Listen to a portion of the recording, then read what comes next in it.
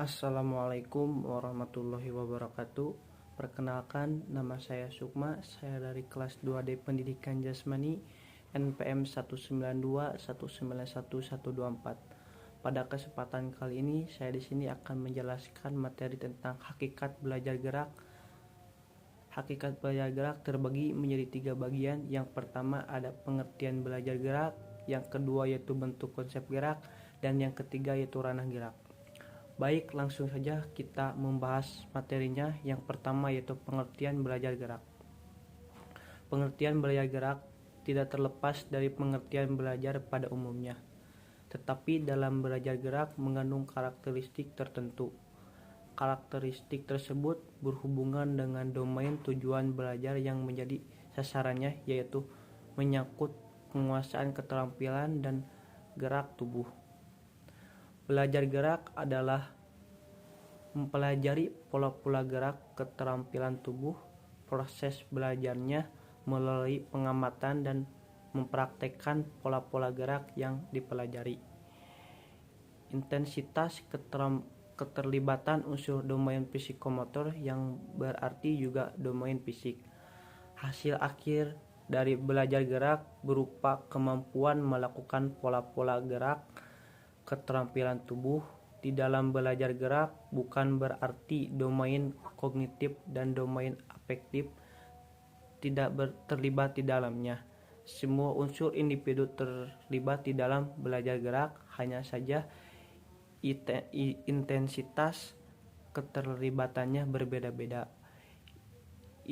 Intensitas keterlibatan domain kognitif dan domain afektif relatif lebih kecil dibandingkan keterlibatan domain psikomotor. Keterlibatan domain psikomotor tercermin dalam respon-respon muskuler yang diekspresikan dalam gerak tubuh secara keseluruhan atau bagian-bagian tubuh. Menurut Wahyudi 1999 dalam jurnal Iptek Olahraga diungkapkan, penguasaan keterampilan gerak hanya diperoleh melalui pelaksanaan gerak dengan program pembelajaran yang terencana, sistematis, dan berkelanjutan. Di dalam pelaksanaan belajar gerak harus direncanakan dengan baik, disusun secara sistematis dan berkelanjutan. Dengan pembelajaran yang baik, maka siswa akan memperoleh pengalaman belajar yang baik sehingga tujuan pembelajaran dapat tercapai. Yang dimaksud dengan pengalaman belajar menurut Rusli Lutan Adang Suherman 2000 adalah seperangkat kejadian yang berkaitan aktivitas dan kondisi belajar untuk memberi struktur terhadap pengalaman siswa, dan kajian tersebut terkait untuk mencapai tujuan belajar gerak, yaitu agar siswa memiliki keterampilan gerak sesuai dengan yang diharapkan. Perkembangan gerak yang terampil merupakan sasaran pembelajaran keterampilan gerak. Jika siswa telah menguasai keterampilan yang dipelajari, maka akan terjadi perubahan-perubahan dalam diri siswa yang mengarah pada gerakan yang efektif dan efisien. Menurut Rusli Lutan Adang Suherman 2000 menyatakan ada 3 indikator gerak terampil, yaitu yang pertama efektif, artinya sesuai dengan produk yang diinginkan, dengan kata lain produktif. Yang ketiga yaitu efisien, artinya sesuai dalam proses yang seharusnya dilakukan, dengan kata lain proses orientation. Dan yang ketiga adaptif, artinya sesuai dengan situasi dan koordinasi lingkungan di mana gerak tersebut dilakukan. Baik, materi yang kedua yaitu bentuk atau konsep gerak. Bentuk atau konsep gerak adalah suatu proses yang dilibatkan dalam melakukan gerak dan menyaringkan seleksi suatu keterampilan motorik tentang apa yang menjadi penghambat gerak tersebut. Studi yang terkait belajar gerak yang motor kontrol yang melibatkan sistem saraf, fisik, dan aspek tingkah laku tentang pergerakan manusia. Kedua ilmu yang terkait yakni motor learning dan motor kontrol perlu dikembangkan dan saling melengkapi tentang pemahaman tentang konsep keterampilan motorik. Dalam pemahaman tersebut dapat menyediakan bagaimana praktisi pergerakan manusia dengan fundamental pengetahuan, tidak hanya menjelaskan dengan teori tentang perilaku gerak manusia, namun di dalam pemahaman tersebut menyediakan pembelajaran yang efektif dan perencanaan praktek optimal dan bagaimana pula tahap rehabilitas dan pengalaman dalam pelatihan hal tersebut. Belajar gerak adalah proses memperoleh pengetahuan satuan proses dihubungkan dengan praktek atau pengalaman yang mendorong ke arah perubahan yang secara relatif permanen dalam kemampuan untuk menghasilkan gerak yang terampil. Definisi ini mencerminkan 4 konsep, yakni yang pertama itu pelajaran adalah suatu proses dari memperoleh kemampuan untuk suatu gerak yang terampil. Yang kedua yaitu pelajaran diperoleh dari suatu pengalaman atau praktik. Yang ketiga yaitu pelajaran tidak bisa diukur secara langsung, sebagai gantinya inti dari perilaku. Yang keempat yaitu hasil belajar yang secara relatif perubahan permanen dalam perilaku, perubahan tidak terhadap pemikiran belajar. Yang terakhir yaitu ranah gerak. Ranah gerak adalah ranah gerak dalam pembentukan sikap subjek didik. Ateng 1994 menegaskan tidak ada media pendidikan serealitas pendidikan gerak untuk menanamkan sikap sportif seperti menghargai orang lain, bekerja sama, berjuang keras, dan sebagainya. Sehubungan dengan hal tersebut, perlu ditegaskan bahwa belajar gerak memiliki beberapa intensi yang meliputi perkembangan. Yang pertama yaitu ranah psikomotor.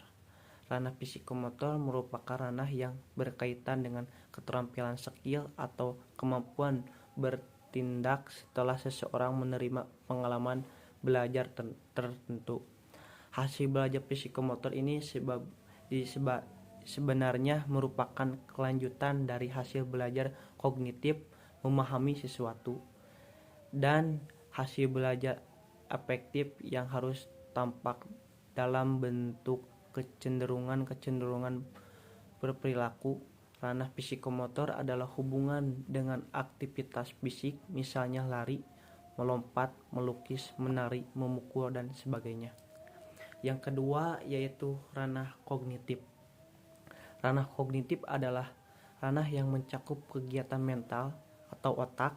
Segala upaya yang menyangkut aktivitas otak adalah termasuk dalam ranah kognitif. Aspek kognitif lebih didominasi oleh alur-alur teoritis dan abstrak. Pengetahuan akan menjadi standar umum untuk melihat kemampuan kognitif seseorang dalam proses pengajaran.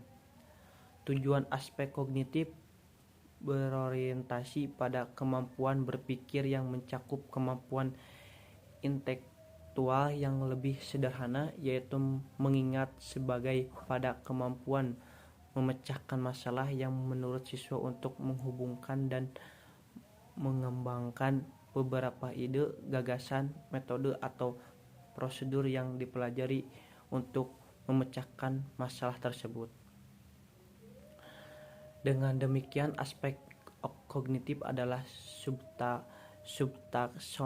subtaksonomi yang mengungkapkan tentang kegiatan mental yang sering berawal dari tingkat pengetahuan sampai ke tingkat yang paling tinggi, yaitu evaluasi. Yang ketiga yaitu ranah afektif. Ranah afektif adalah ranah yang berkaitan dengan sikap dan nilai. Ranah afektif mencakup watak perilaku seperti perasaan, minat, sikap, emosi, dan nilai. Beberapa pakar mengatakan bahwa sikap seseorang dapat diramalkan perubahannya bila seseorang telah memiliki kekuasaan kognitif tingkat tinggi. Ciri-ciri hasil belajar afektif akan tampak pada peserta didik dalam berbagai tingkah laku.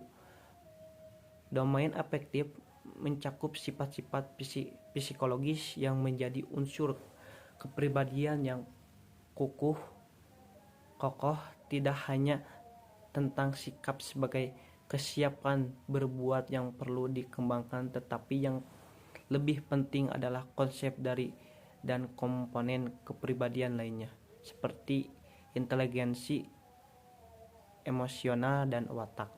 Konsep diri menyebutkan presensi diri atau penilaian seseorang tentang kelebihannya. Konsep diri merupakan fondasi kepribadian anak dan sangat diyakini ada kaitannya dengan pertumbuhan dan perkembangan mereka setelah dewasa kelak.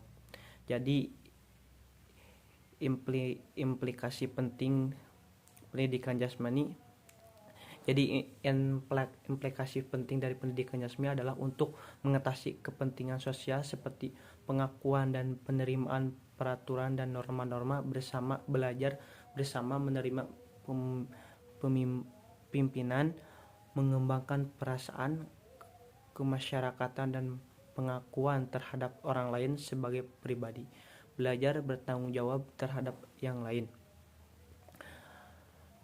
dan belajar mengenal dan mengalami bentuk-bentuk pelepasan lelah secara afektif untuk pengisian waktu senggang.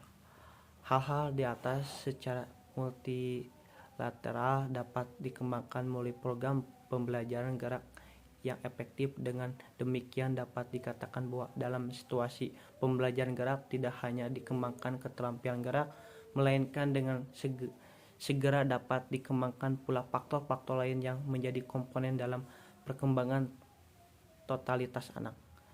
Sekian yang saya dapat sampaikan. Mohon maaf bila ada kesalahan dalam menjelaskan materinya.